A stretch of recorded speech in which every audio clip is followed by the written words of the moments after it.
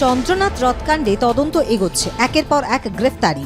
বালিয়া থেকে আরও এক অভিযুক্তকে গ্রেফতার করল সিবিআই। তার আগ্নেয়াস্ত্র ব্যবহার করেই চালানো হয়েছিল অপারেশন। বড় কোনো চক্র রয়েছে কিনা তা নিয়েই এখন জোরদার তদন্ত চালাচ্ছে কেন্দ্রীয় সংস্থা। মুখ্যমন্ত্রী শুভেন্দু অধিকারীর আত্মসহায়ক চন্দ্রনাথ রথ মামলায় উত্তরপ্রদেশের বালিয়া থেকে নবীন কুমার সিং নামে আরও এক অভিযুক্তকে গ্রেফতার করেছে সিবিআই। একই সঙ্গে কেন্দ্রীয় সংস্থা আদালতে দাবি করেছে, রাজ্য পুলিশের সিট রাজ সিং নামে যাকে গ্রেফতার করেছিল তিনি এই মামলায় প্রকৃত অভিযুক্ত নন। তদন্তকারীদের দাবি, নামে মিলের কারণে ভুলবশত ওই ব্যক্তিকে ধরা হয়েছিল।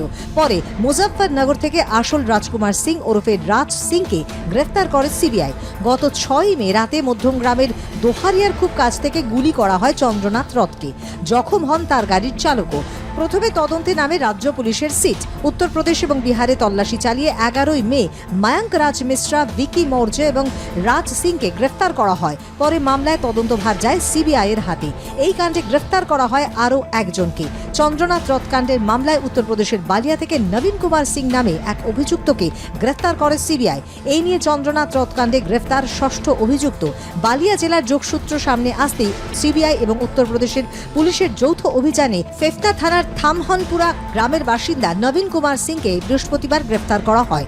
জিজ্ঞাসাবাদের পর তার কাছ থেকে 3টি পিস্তল, 2টি রিভলভার এবং 45 রাউন্ড কার্তুজ, 3টে খালি খোল এবং একটি মোবাইল উদ্ধার করা হয়। নবীন সিং এর আগ্নেয়াস্ত্র ব্যবহার করে চন্দ্রনাথ রথের অপারেশন চালানো হয়। চন্দ্রনাথ রথকাণ্ডের তদন্ত যত এগোচ্ছে ততই সামনে আসছে একের পর এক চাঞ্চল্যকর তথ্য। গোটা ঘটনা তদন্তে জট আরও বাড়ছে। একই সঙ্গে প্রশ্ন উঠছে, তদন্তের প্রথম পর্যায়ে এত বড় ভুল কিভাবে হলো? যদিও পরে সিবিআই তদন্তের সামনে আসে আসল রাজ সিং এর পরিচয় এবং তাকে গ্রেফতারও করা হয়। অন্যদিকে নবীন কুমার সিং এর গ্রেফতারির পর তদন্তে আরও গুরুত্বপূর্ণ মোড় এসেছে বলে মনে করছে তদন্তকারীরা। কারণ তার কাছ থেকেই উদ্ধার হওয়া আগ্নেয়াস্ত্র ব্যবহার করে চন্দ্রনাথ রথের অপারেশনটি চালানো হয়। ফলে এই 2 খুনের নেপথ্যে বৃহত্তর কোনো চক্র কাজ করছে কিনা এখন সেদিকেই নজর তদন্তকারীদের। ব্যুরো রিপোর্ট, আর প্লাস নিউজ।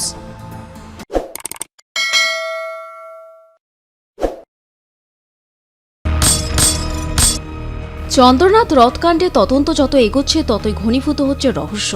কারণ এই মামলায় গ্রেফতার হওয়া অভিযুক্তদের তালিকায় উঠে এসেছে একই নামে 2 ব্যক্তি, রাজ সিং। দুজনেই উত্তরপ্রদেশের বাসিন্দা। দুজনের নামই জড়িয়েছে একই অপরাধ কাণ্ডে।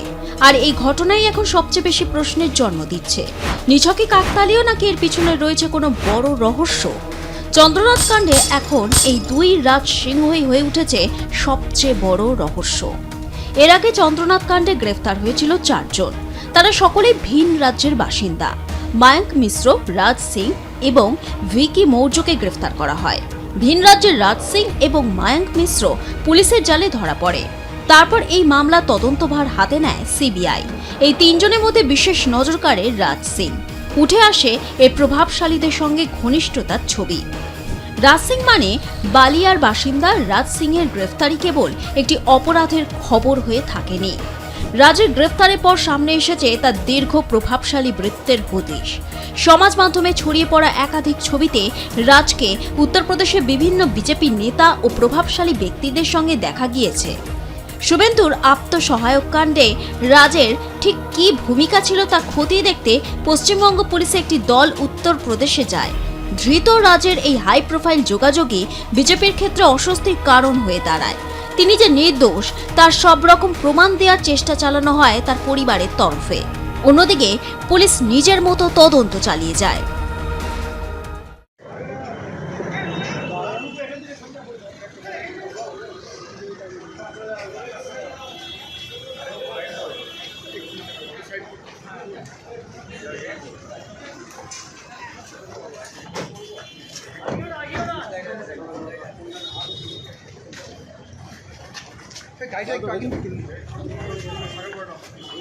ওই পাশে রোকো।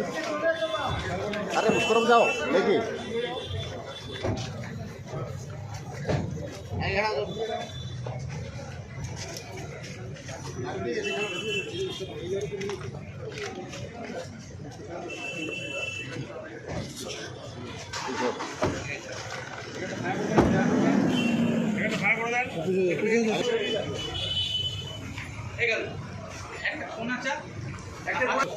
সোজা করে সোজা সাহেব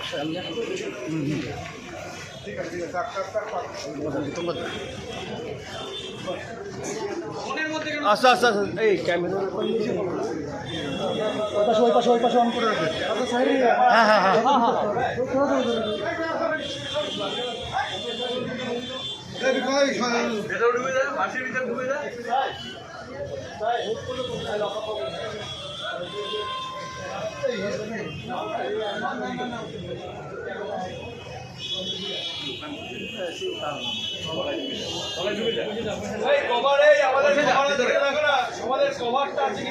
পপু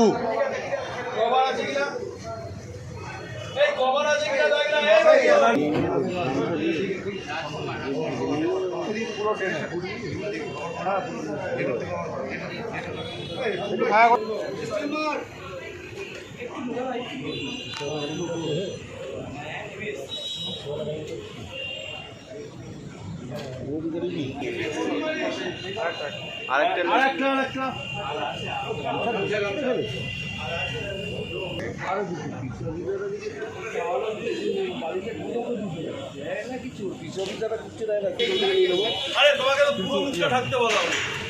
মুঠাও না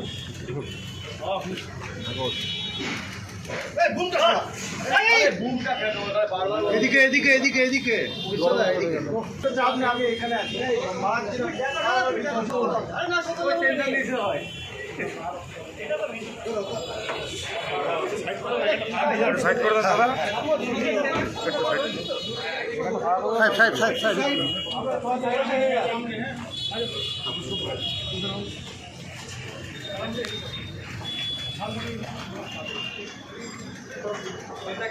এরপর পুলিশের জালে ধরা পড়ে চন্দ্রনাথ খুনের ৪ নম্বর অভিযুক্ত উত্তরপ্রদেশের ছপার থেকে রাজকুমার সিং ওরফে রাজ সিংকে গ্রেফতার করে সিবিআই।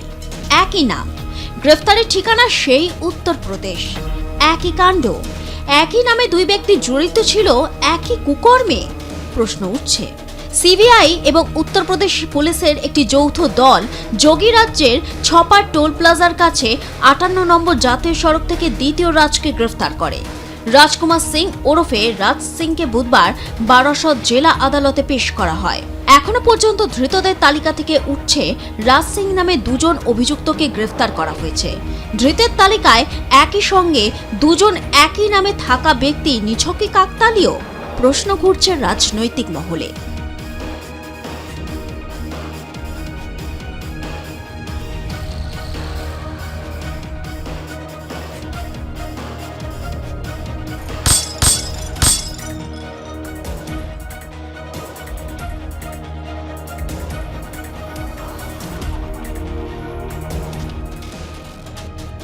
চন্দ্রনাথ কাণ্ডে পুলিশের জালে আরও এক ধৃতের নাম বিনয় রায়। মঙ্গলবার তাকে বারাণসী থেকে গ্রেফতার করা হয়। বারাণসী সিজিএম আদালতে পেশ করে ট্রানজিট রিমান্ডে কলকাতায় আনা হয় বিনয়কে। বুধবার বারাসত আদালতে বিনয়কেও হাজির করানো হয়। বিনয়ের বয়স ৪০ বছর। সে আদতে গাজীপুরের মনসা গাঁওয়ের বাসিন্দা। পরবর্তীকালে দেউরিয়া গ্রামে থাকতে শুরু করে, কিন্তু সাম্প্রতিক সময়ে ধানবাদে থাকে বিনয়। ধানবাদে কয়লার ব্যবসার সঙ্গে যুক্ত ছিল সে। সিবিআই তদন্তকারীদের একাংশের দাবি বিনয় কয়লা পাচার সিন্ডিকেটের সঙ্গে যুক্ত ছিল।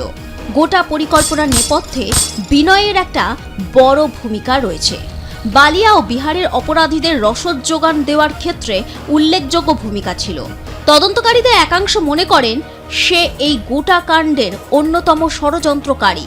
বিনয়কে ধরতে গাজীপুরে সিবিআই আধিকারিকেরা তল্লাশি চালান। গাজীপুরে তাকে পাওয়া যায়নি। সিবিআই আধিকারিকেরা বিশেষ সূত্রে জানতে পারেন যে তিনি বারাণসীতে পুলিশ লাইনের কাছে কোথাও একটা লুকিয়ে রয়েছে। সেখান থেকে তাকে গ্রেফতার করা হয়। চন্দ্রনাথ রথ খুনকাণ্ডে তদন্ত যত এগোচ্ছে ততই বাড়ছে ধোঁয়াশা। কারণ এই মামলার সামনে এসেছে একই নামে দুই অভিযুক্ত। দুজনেরই নাম রাজ সিং। দুজনেই উত্তরপ্রদেশের বাসিন্দা। দুজনের নামই জড়িয়েছে একই অপরাধ কাণ্ডে।